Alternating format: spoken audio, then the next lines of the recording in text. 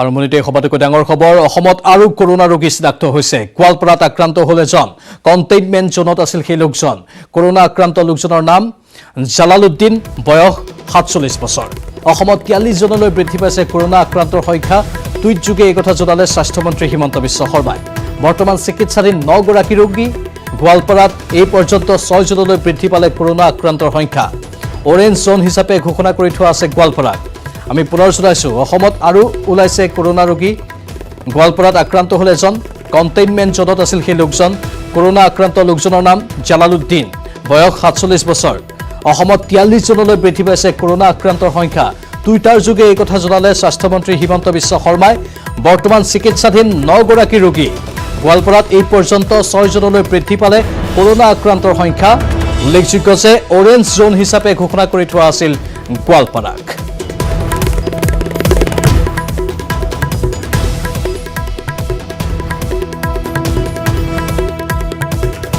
নতুনকৈ এজন কৰোনা ৰোগী চিনাক্ত হৈছে এবাৰ গোৱালপাৰাত এজন চিনাক্ত হৈছে নাম তেওঁৰ জালালউদ্দিন বয়স 47 বছৰ কণ্টেইনমেণ্ট জোনত আছিল জালালউদ্দিন নামৰ ব্যক্তিগৰাকী আৰু এই মুহূৰ্তলৈকে আজিৰ এই তাৰিখলৈকে কৰোনা ৰোগী অসমত বৃদ্ধি পাইছে 43 জনলৈ টুইটাৰ যোগে এই কথা জনালে স্বাস্থ্যমন্ত্ৰী হিমন্ত বিশ্ব শৰ্মাই বৰ্তমান চিকিৎসাধীন হৈ আছে 9 গৰাকী ৰোগী গোৱালপাৰাত এই পৰ্যন্ত 6 জনলৈ বৃদ্ধি পাইছে কৰোনা আক্ৰান্তৰ সংখ্যা অধিক তথ্যৰ বাবে আমি যোগাযোগ স্থাপন কৰিছো আমাৰ গোৱালপাৰাৰ সংবাদদাতা ৰিংকু দাসৰ সৈতে ৰিংকু দাস অধিক খবৰ জনাওক আপুনি মই প্ৰাঞ্জল ক'ব লাগিব গোৱালপাৰা জিলাবাসীৰ বাবে এক ভয়ংকৰ খবৰ আহিছে কিছু সময় পূৰ্বে যে স্বাস্থ্যমন্ত্ৰী ডক্টৰ হিমন্ত বিশ্ব শৰ্মাই টুইট যোগে ইতিমধ্যে গোৱালপাৰাত আৰু এজন লোক ইতিমধ্যে COVID-19 পজিটিভ হোৱা বুলি ইতিমধ্যে ঘোষণা কৰাৰ পাছতে কিন্তু এক আতংকময় পৰিৱেশৰ সৃষ্টি হৈছে গোৱালপাৰা জিলাত লগতে গোৱালপাৰা চহৰত নতুনকৈ যি আক্ৰান্ত হোৱা লোকজন গোৱালপাৰা চহৰৰ গাতে লাগি থকা যি কণ্টেইনমেণ্ট জোন হিচাপে চিহ্নিত কৰিছিল আৰু জালালউদ্দিন বুলি জানিব পৰা হৈছে তেখেতৰ বয়স হ'ল 47 বছৰ কিন্তু এই খবৰটো পোৱাৰ লগে লগে আতংকময় পৰিৱেশৰ সৃষ্টি হৈছে গোৱালপাৰাবাসী চহৰৰ মাজত কিয়নো গোৱালপাৰাত প্ৰায় 6 জনলৈ বৃদ্ধি পালে যি COVID-19 পজিটিভ তাৰে ইতিমধ্যে এটা মাজত ভাল খবৰ বুলি কওঁ 4 জন লোক ইতিমধ্যে যি সুস্থ হৈ পেলাই ইতিমধ্যে ঘৰলৈ যাব দিয়া হৈছে এজনক ইতিমধ্যে যি মফিজউদ্দিন আহমেদ নামৰ যি লোকজনক ইতিমধ্যে উন্নত চিকিৎসাৰ বাবে গুৱাহাটী MMCত ভৰ্তি কৰা হৈছে আৰু আজি পুনৰ কিছু সময় পূৰ্বে যি স্বাস্থ্যমন্ত্ৰী ডক্টৰ হিমন্ত বিশ্ব শৰ্মাই যি ঘোষণা কৰিলে গোৱালপাৰা চহৰৰে গাতে লাগি থকা যি ভাটিকাৰাৰ জালালউদ্দিন আহমেদ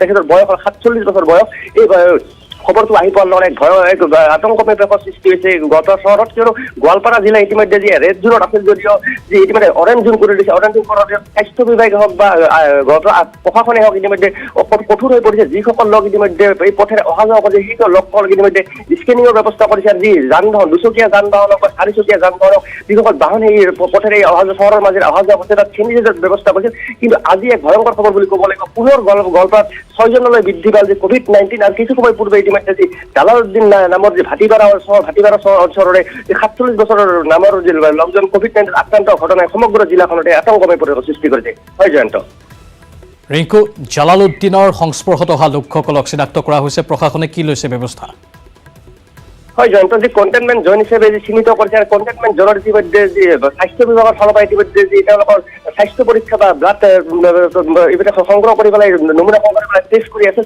কিন্তু সেই সময়ত আজি কিছু সময় পূৰ্বে যি এক ভয়ংকৰ ঘটনা সংঘটিত গোৱালপাৰা চহৰত লাগি থকা যি জালালউদ্দিন নামৰ 47 বছৰ লোকজনৰ যি COVID-19 পজিটিভ হোৱা বুলি যি ঘটনাই সমগ্ৰ জিলাখনত ইতিমধ্যে এক ভয়াৱহ সৃষ্টি কৰিছে কিয়নো যি গোৱালপাৰা চহৰত প্ৰায় 6 জনকৈ লোক ইতিমধ্যে যি COVID-19ত আক্ৰান্ত হৈছে কিন্তু 4 জন লোক ইতিমধ্যে সুস্থ হৈছে যদিও এজনক ইতিমধ্যে গুৱাহাটী MMCত ভৰ্তি কৰা হৈছিল আজি এই কিছু সময় পূৰ্বে জালালউদ্দিন নামৰ 47 বছৰীয়া গোৱালপাৰা চহৰৰ ভাটিকাৰা অঞ্চলত ধন্যবাদ ৰিংকু দাস এইখিনি তথ্যৰ বাবে আমি পৰৱৰ্তী সময়ত আপোনাৰ সৈতে পুনৰ যোগাযোগ স্থাপন কৰিম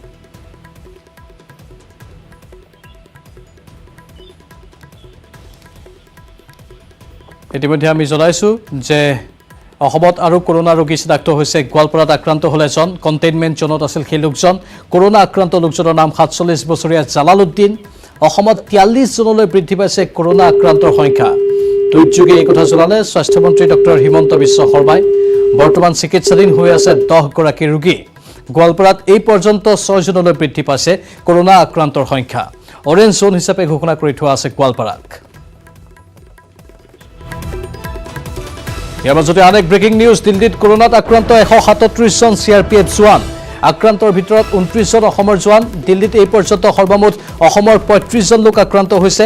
মণিপুৰৰ 4জন CRPF জোৱানৰ শৰীৰতো কৰোনা সংক্ৰমণ ধৰা পৰিছে। ইতিমধ্যে যোৱা 28 এপ্ৰিলত ইক্ৰাম হুছেইন নামৰ সেনা বিষয়াজনৰ মৃত্যু হৈছিল। আক্ৰান্ত জোৱানসকলক কোৱাৰেণ্টাইনত ৰাখি প্ৰদান কৰা হৈছে চিকিৎসা।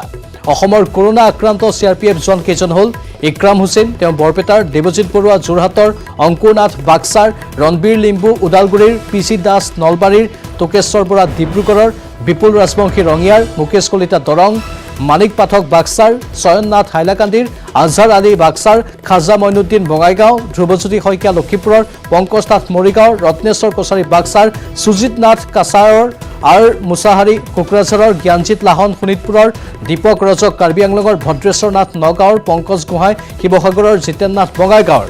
আমি আকৌ এবাৰ জনাইছোঁ, দিল্লীত কৰোনাত আক্ৰান্ত 137জন CRPF জোৱান, আক্ৰান্তৰ ভিতৰত 29জন অসমৰ জোৱান। দিল্লীত এই পৰ্যন্ত সৰ্বমুঠ অসমৰ 35জন লোক আক্ৰান্ত হৈছে। মণিপুৰৰ 4জন CRPF জোৱানৰ শৰীৰতো কৰোনা সংক্ৰমণ ঘটিছে।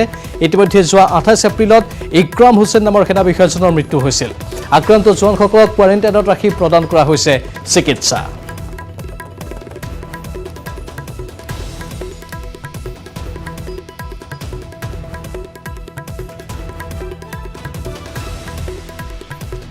লকডাউনৰ কিছু শিথিলতাৰ পিছতে দেশত ভয়ংকৰ ৰূপ লৈছে মহামাৰী কৰোনাই। বিগত 24 ঘণ্টাত কৰোনাই প্ৰাণ ল'লে 195গৰাকী লোকৰ। চৰম ভাবুকি সৃষ্টি কৰি বিগত 24 ঘণ্টাত দেশত নতুনকৈ আক্ৰান্ত হৈছে 3900গৰাকী। দেশজুৰি শিথিল হৈছে লকডাউন, কিন্তু কমা নাই কৰোনাৰ প্ৰকোপ। ক্ৰমাৎ অধিক ভয়াৱহ হৈছে সামগ্ৰিক পৰিস্থিতি। 24 ঘণ্টাত আক্ৰান্তৰ 4 দিনত 4টা নতুন ৰেকৰ্ড। অধিক ভয়ানক হোৱাৰ দিশে দেশৰ পৰিস্থিতি। সাময়িকভাৱে অসমত কৰোনাৰ সংক্ৰমণ বৃদ্ধি হোৱা নাই যদিও লকডাউনৰ শিথিলতাই যেন মাতিছে ভয়ংকৰ বিপদ। কাৰণ দেশৰ আন আন প্ৰান্তত কৰোনাৰ সংক্ৰমণে লৈছে জটিল ৰূপ। উদ্বেগজনকভাৱে দেশত বৃদ্ধি কৰোনাত মৃত্যুৰ হাৰ। বিগত 24 ঘণ্টাত মহামাৰী কৰোনাই প্ৰাণ ল'লে 195গৰাকী লোকৰ।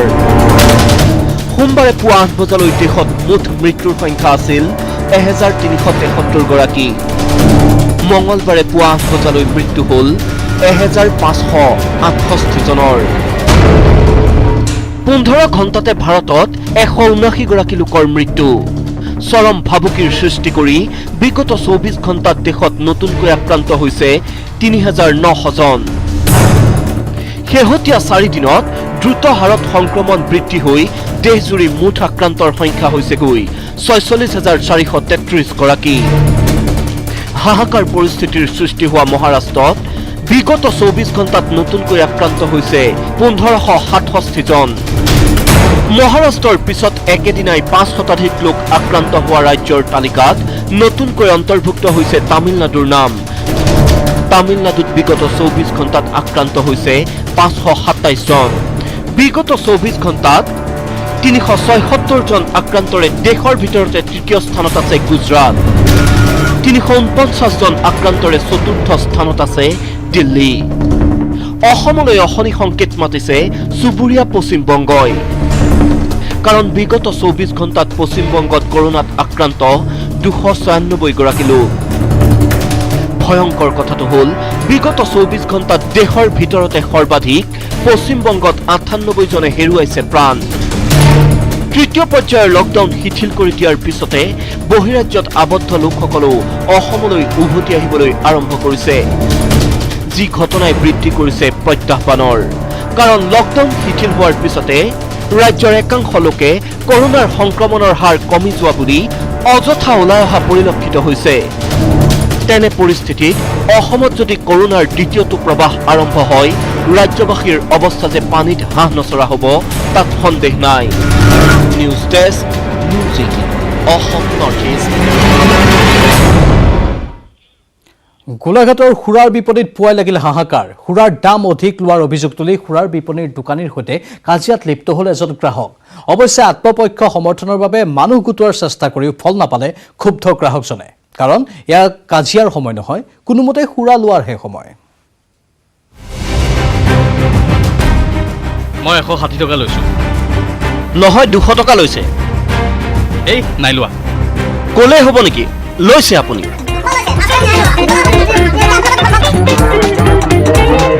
মঙলবাৰে পুৱা ধলফাই দিওঁতে গোলাঘাটৰ ৱাইন শ্বপৰ দোকানীৰ সৈতে দুৰ্বাদল কাজিয়া গ্ৰাহকৰ দুখকে লৈছে আপুনি তেখেতে আহি পেলাই সোমাই হেৰি কৰিব 160 লৈছো দুখ লৈছে 5 কেজি দিছো আপুনি কলা হ'ব নেকি সম্পূৰ্ণ 41 দিনৰ মূৰত সুৰা কিনিবলৈ আহি উজুতি খালে গ্ৰাহকজনে দুখকে লৈছে আপুনি তেখেতে আহি পেলাই সোমাই হেৰি কৰিব 160 লৈছো দুখ লৈছে 5 কেজি দিছো আপুনি কলা হ'ব নেকি দুটা হাফৰ দাম 400 টকা লোৱাৰ অভিযোগ গ্ৰাহকৰ দামটো বেছিকে লৈছে দুখকে লৈছে আপুনি কৰক দেখক গ্ৰাহকৰ কথা শেষ নহওঁতেই চুচা মাৰি আহিল ৱাইন শ্বপৰ মালিক দাম বেছিকৈ লোৱা কথা কোনোপধ্যেই মানি নললে দোকানীয়ে আত্মপক্ষ সমৰ্থনৰ বাবে মানুহ কুটোৱাৰ চেষ্টা কৰিও ফল নাপালে ক্ষুব্ধ গ্ৰাহকে আপোনাৰ পৰা দুখ কওকচোন আপোনাৰ কিমান লৈছে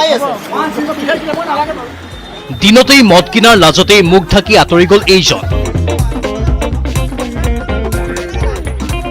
মুখেৰে তু শব্দ এটাও উচ্চাৰণ নকৰিলে পুৱাৰ পৰাই ৱাইন শ্বপৰ সন্মুখত লাইন পতা এই লোকসকলেও এখেত কিন্তু নাচুৰ বান্দা খুৰাৰ দোকানীৰ সৈতে কাজিয়া কৰি সাহসিকতাৰ পৰিচয় দিলে এখেতে এই অভিযোগৰ পাছতেই গোলাঘাটত তদন্ত চলোৱাৰ সম্ভাৱনা আছে আবকাৰী বিভাগে গোলাঘাটৰ পৰা Yunus Ali news 18 Assam north east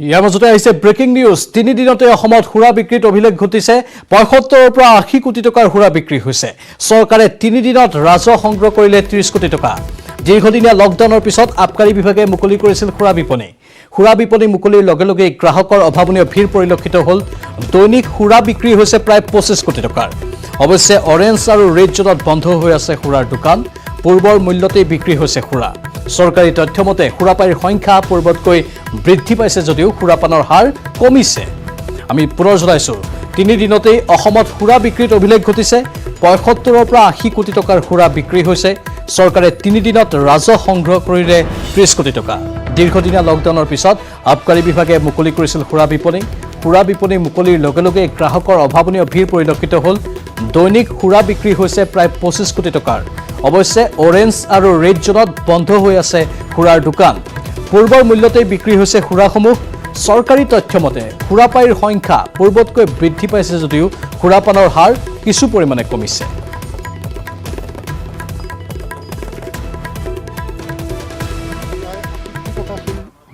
আৰু গভৰ্ণমেণ্টে 30 কোটি টকা মোৰ হিচাপত আমি যেটো এটা ক্যালকুলেশন কৰিব পাৰো 30 কোটি টকা ৰেভিনিউ লাভ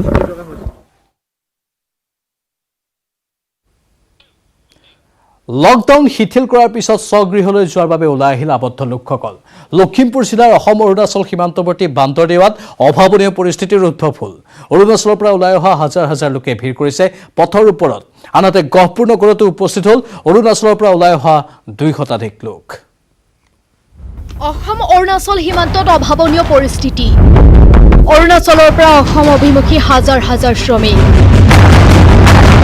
ৰাজপথত ভুকে লঘুনে শিশু মহিলা লকডাউন শিথিলতাৰ পাছত অসম অৰুণাচল সীমান্তত হাহাকাৰ পৰিস্থিতি অৰুণাচলৰ পৰা অসমমুখী হৈছে হাজাৰ হাজাৰ লোক দীৰ্ঘদিন আবদ্ধ হৈ থকা এই সকল লোক আহি ভিৰ কৰিছে বান্দৰদেৱাত দুইমুখত কি কাম কৰিছিলে হা কোৱাৰীত কাম কৰিছিলে কেতিয়া আহিলে ইয়ালে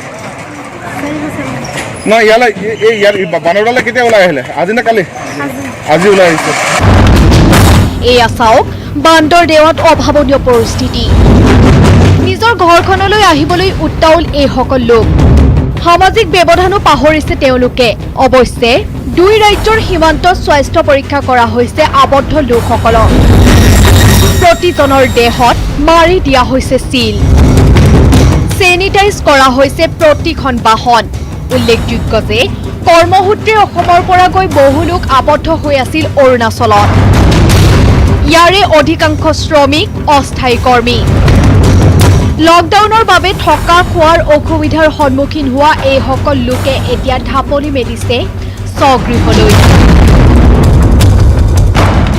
লখিমপুৰৰ পৰা Sanjeev Lahon report news 18 Assam north east আৰু বহুকেইটা খবৰ আছে জনাই থাকিম বাণিজ্যিক বিৰতিৰ পাছত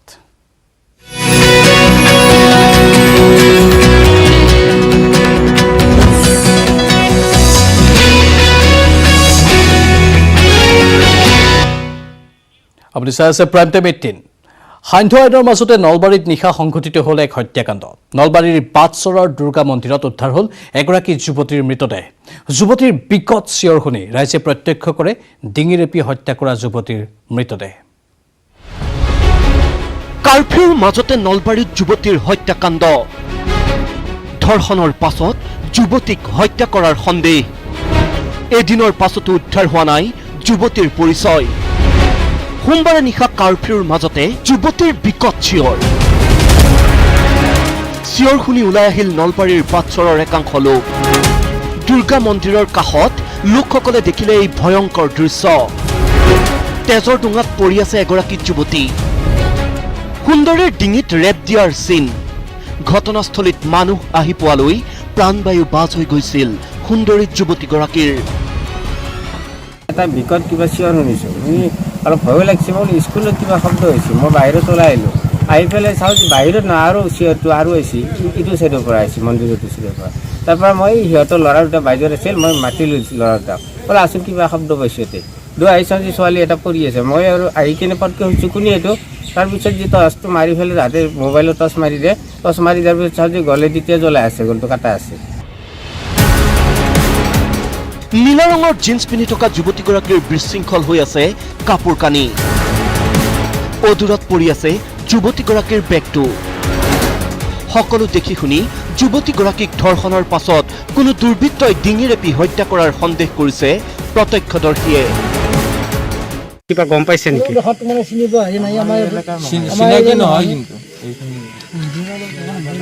চিনাকি নহয়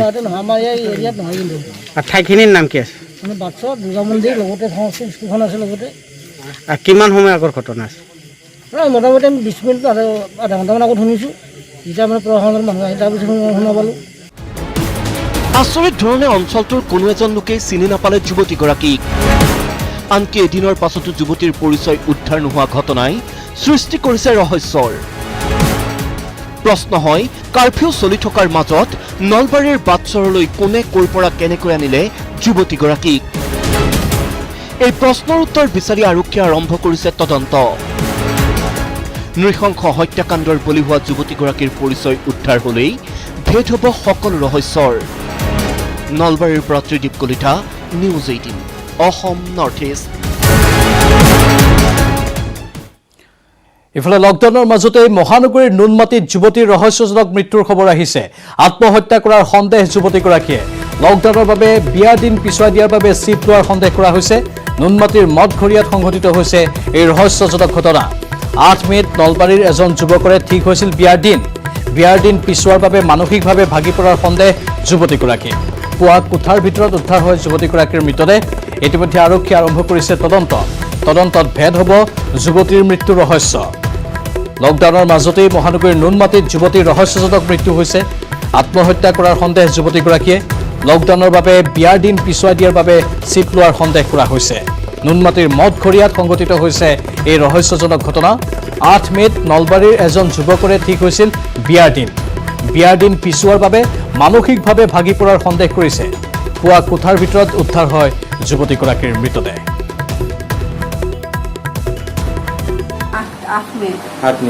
শুকুৰবাৰে কি হ'ল বিয়াটো এতিয়া এনেকুৱা লকডাউন হোৱাৰ কাৰণেতো বিয়াটোৰ হেৰি নহ'ল নাইয়ে হেৰি কৰা এতিয়া কোৰ্ট মেৰেজ কৰাৰ কথাও ভাবি আছিল কিন্তু তাতেওতো আগতে এপ্লাই কৰিব লাগিব লকডাউনৰ মাজতে স্বগৃহলৈ ৰাওনা হয় ভাৰতত আবদ্ধ পাকিস্তানী লোক ৱাঘা সীমান্তৰে পাকিস্তানলৈ ৰাওনা 190 জন পাক নাগৰিক পাক চৰকাৰৰ আহ্বানক সঁহাৰি জনাই নিজ দেশলৈ উভতাই পঠিওৱাৰ ব্যৱস্থা কৰে ভাৰত চৰকাৰে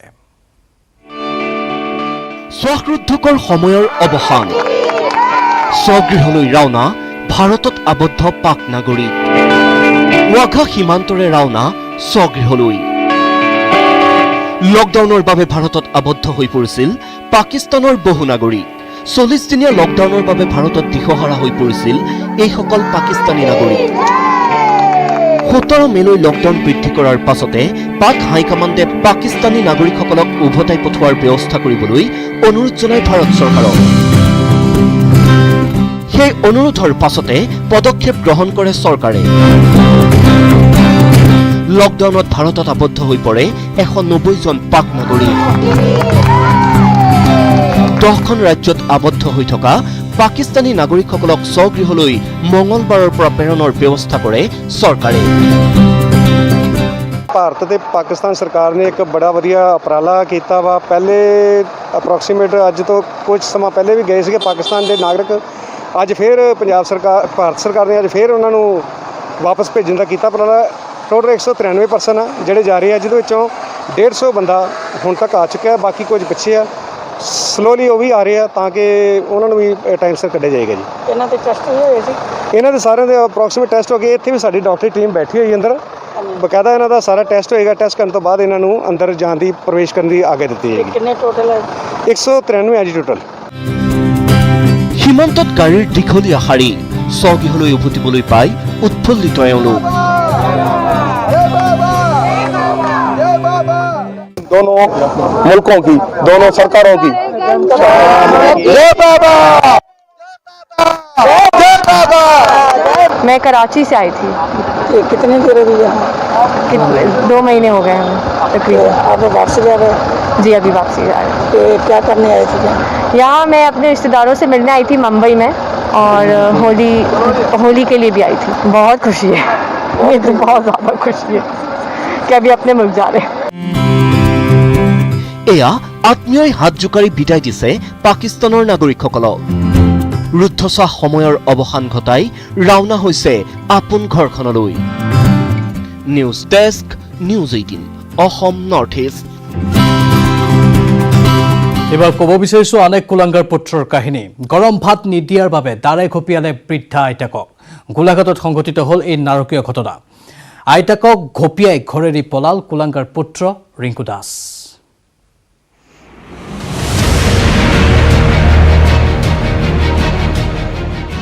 ভাত নৰন্ধাই কাল হ'ল বৃদ্ধাৰ। গৰম ভাত নোপোৱাৰ বাবেই সোমবাৰে নিশা নাতিনীয়েকে দাৰে ঘপিয়ালে এই 90 বছৰীয়া বৃদ্ধাগৰাকীক। গোলাঘাটৰ ঘটনা। খুৰাৰ ৰাগিত মাতাল হৈ ঘৰ সোমাইছিল ৰিংকু দাস। ঘৰ সোমাই মাকক গৰম ভাত বিচাৰিলে ৰিংকুৱে, কিন্তু তেতিয়ালৈ ভাত নৰন্ধাৰ কথা গম পোৱা মাত্ৰকেই বস্তু বাহানি লণ্ডভণ্ড কৰি মাকক ঘপিয়াবলৈ খেদি গ'ল কুলাংগাৰ ৰিংকু। কন্যাক ৰক্ষা কৰিবলৈ আগবাঢ়ি অহা বৃদ্ধাৰ গাত পৰিল দাৰ খাপ। মানে মোক মাৰি আছে না, মোক মাৰি থাকোঁতে মানে মা হেৰুৱাবলৈ আহিছিলে। মাৰ ফালে যেতিয়া দাখন লৈ চোচা মাৰি গ'ল, তেতিয়া মোৰ ওলাই পেলাই দৌৰ মাৰিলে। মানে যিজনে মাৰিলে নাতিনীয়ে? নাতি হয় মোৰ ল'ৰা, মানে এয়া মোৰ আইতাকক মিলিছে। বৃদ্ধাক ঘপিয়াই ঘৰ এৰি পলাল ৰিংকু দাস। তাৰ পাছত 90 বছৰীয়া মাতৃক লৈ গোলাঘাটৰ কুশল কোঁৱৰ অসামৰিক চিকিৎসালয়ত উপস্থিত হ'ল কন্যা। আনফালে কুলাংগাৰ ৰিংকু দাসক বিচাৰি গোলাঘাট আৰক্ষীয়ে আৰম্ভ কৰিছে অভিযান। গোলাঘাটৰ পৰা Yunus Ali, news 18 Assam north east.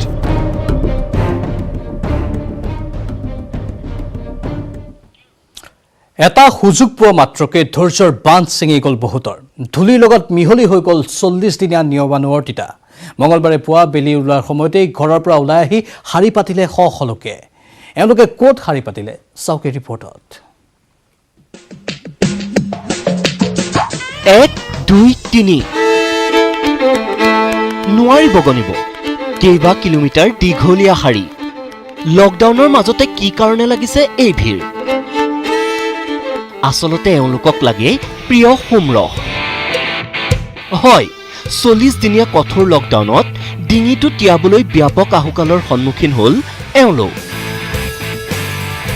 Lockdown শিথিল কৰাৰ লগে লগে খোল খালে সুৰাৰ বিপণী। এওঁলোকেও নকৰিলে দেৰি। যিয়ে যেনেকৈ আছিল তেনেকৈ আহি পাতিলে শাৰী। ককা, খুৰা, দাদা, ভাইটি কোনো নাথাকিল পিছ পৰি। আজি খুলিছে, কাইলৈ বা কি হয় সেয়ে ৰিক্স ল'ব নোৱাৰি। সকলোৱে মাহেকীয়া কোটা পূৰা কৰি সুৰা কিনি নিলে বুজাই কৰি। কিন্তু দৌৰা দৌৰিত সামাজিক দূৰত্ব, মাস্ক সকলো হৈ পৰিল অদৰকাৰী। কৰোনাৰ হটস্পট ৰাজধানী দিল্লীত মঙলবাৰে পুৱাই দেখা গ'ল এই অভাৱনীয় পৰিস্থিতি। এটা দুটা বটলে একো নহয়, এইকেইজনে নিলে টেটুৰ গুৰিলৈ বটল জাপি। এইজন আকৌ আৰু এখোপ চৰা। মাস্ক আহিলে পাহৰি সেয়ে পিন্ধি থকা চোলাটোৰেই ললে মুখ ঢাকি। সামাজিক দূৰত্বৰ কথা বুজাই বুজাই আৰক্ষী গ'ল ভাগৰি। উপস্থিত আৰক্ষী অসহায়, ৰাইজক আৰু বুজাব নোৱাৰি। সেয়ে অৱশেষত আৰক্ষীয়ে দিলে ৱাইন শ্বপৰ চাটাৰ মাৰি। टर्म एंड कंडीशन पूरा नहीं कर रहे, सोशल डिस्टेंसिंग मेंटेन नहीं कर रहे, इसलिए बंद करवा दिया गया। Thank you very much.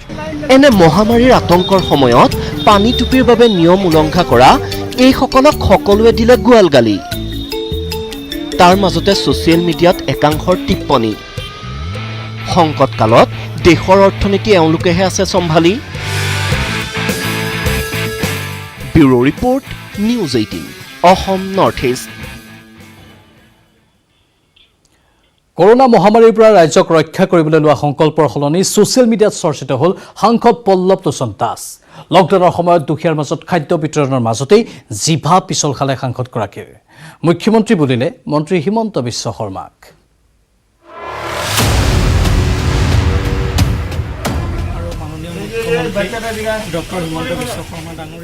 জিভা পিছল খালে সাংসদ পল্লৱ লোচন দাসৰ। মুখ্যমন্ত্ৰী বুলিলে হিমন্ত বিশ্ব শৰ্মাক।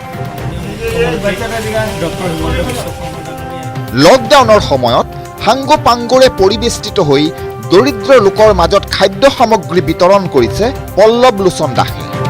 লগত সংবাদ মাধ্যমৰ কেমেৰা। সমাজ সেৱাৰ মাজতে সাংসদগৰাকীয়ে বক্তব্য ৰাখোঁতেই লাগিল কেনা।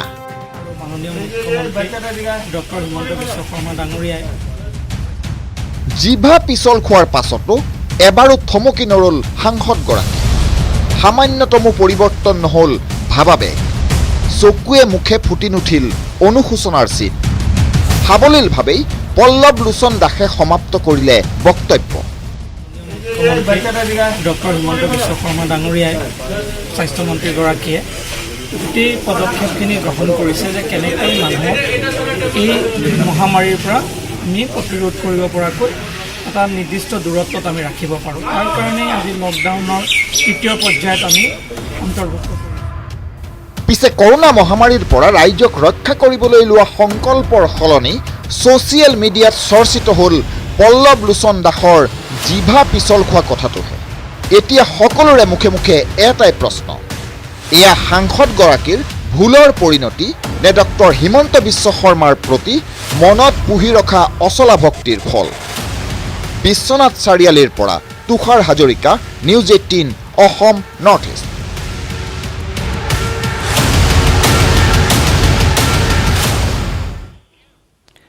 উত্তৰ পূবত ক্ৰমাৎ বৃদ্ধি পাইছে কৰোনা আক্ৰান্তৰ সংখ্যা। অসমৰ পিছতে চুবুৰীয়া ৰাজ্য ত্ৰিপুৰাতো আক্ৰান্ত 29জনকৈ লোক। ত্ৰিপুৰাৰ আম্বাসা BSF কেম্পত একেদিনাই আক্ৰান্ত হ'ল 13জনকৈ লোক। আক্ৰান্তসকলৰ ভিতৰত আছে 2টি শিশু। উত্তৰ পূবত বিপদ ঘনীভূত। অসমৰ পিছত ত্ৰিপুৰাত সৰ্বাধিক কৰোনা আক্ৰান্ত। একেদিনাই ত্ৰিপুৰাত 13জন কৰোনা পজিটিভ চিনাক্ত। ত্ৰিপুৰাৰ কৰোনাৰ অভিকেন্দ্ৰ আম্বাসা BSF কেম্প। দেশৰ আন প্ৰান্তৰ তুলনাত উত্তৰ পূবত বৰ্তমানলৈ কৰোনা ভাইৰাছৰ সংক্ৰমণৰ পৰিস্থিতি কিছু সুস্থিৰ অৱস্থাত থকাৰ সময়তে ত্ৰিপুৰাৰ পৰা আহিছে উদ্বেগজনক খবৰ। ৰাজ্যখনত সোমবাৰৰ দিনটোতে 13জনৰ শৰীৰত ধৰা পৰিল মাৰাত্মক COVID-19। আক্ৰান্তসকলৰ ভিতৰত আছে 2টি শিশু। আক্ৰান্ত আটাইকেইজনেই আম্বাসাৰ BSFৰ 138 নং বেটেলিয়নৰ। ত্ৰিপুৰাত 29জনলৈ বৃদ্ধি কৰোনাত আক্ৰান্ত। পূৰ্বে ৰাজ্যখনত আক্ৰান্ত হৈছিল 16জন। পূৰ্বে আক্ৰান্তসকলৰ সকলো আছিল আম্বাসা BSF কেম্পৰে। আম্বাসা ত্ৰিপুৰাৰ আদিবাসী অধ্যুষিত অঞ্চল। BSF কেম্পটোৰ পৰা এতিয়া কাষৰীয়া স্থানলৈ কৰোনা সংক্ৰমণৰ আশংকা প্ৰবল হৈ পৰিছে। ত্ৰিপুৰাৰ মুখ্যমন্ত্ৰী বিপ্লৱ দেৱে জনোৱা মতে সম্প্ৰতি আম্বাসা BSF কেম্পত থকা সকলোৰে কৰোনা পৰীক্ষাৰ ব্যৱস্থা কৰিছে চৰকাৰে। অৱশ্যে আম্বাসা BSF কেম্পত প্ৰথমে আক্ৰান্ত হোৱা 2জন জোৱানক চিকিৎসা কৰা সকলো চিকিৎসকৰ্মীৰে COVID-19 পৰীক্ষাত ওলাইছে নিগেটিভ ৰিপৰ্ট। তথাপি ত্ৰিপুৰাবাসীক সাবধান হওয়াৰ আহ্বান মুখ্যমন্ত্ৰীগৰাকীৰ। যেভাবে আমরা আগে 2টি পেশেন্টকে সম্পূর্ণ সুস্থ করে বাড়িতে পাঠাতে সক্ষম হয়েছি। ঠিক এই বিএসএফ ক্যাম্পের মধ্যে আমার জওয়ান ভাই বোনেরা, তার পরিবাররা যারাই রয়েছেন, প্রত্যেককে আমরা সুস্থ করে আবার সেই বিএসএফ ক্যাম্পে পাঠাতে সক্ষম হব এবং ওনারাও আমাদের জন্য যে ডিউটি করে আসছেন বর্ডারে, সেটা করতেও সক্ষম থাকবেন, এটাই আমি আশা করি। কিন্তু আমাদেরকে সতর্ক থাকতে হবে, রাজ্য এবং কেন্দ্র সরকারের নিয়ম নীতিগুলি মেনে চলতে হবে। ৰাজ্যখনত মুঠ 29 জন আক্ৰান্ত হলেও ইতিমধ্যে সুস্থ হৈছে 2 গৰাকী ৰোগী। ত্ৰিপুৰাত 27 জন কৰোনা ৰোগী এতিয়াও চিকিৎসাধীন। শেহতীয়াকৈ ত্ৰিপুৰা আৰু পশ্চিমবংগত কৰোনাৰ সংক্ৰমণ বৃদ্ধি পোৱাত অসমলৈ বাঢ়িছে বিপদ। Bureau report, news 18, Assam north east. বাতৰিত পুনৰ সময় হৈছে চমু বাণিজ্যিক বিৰতিৰ।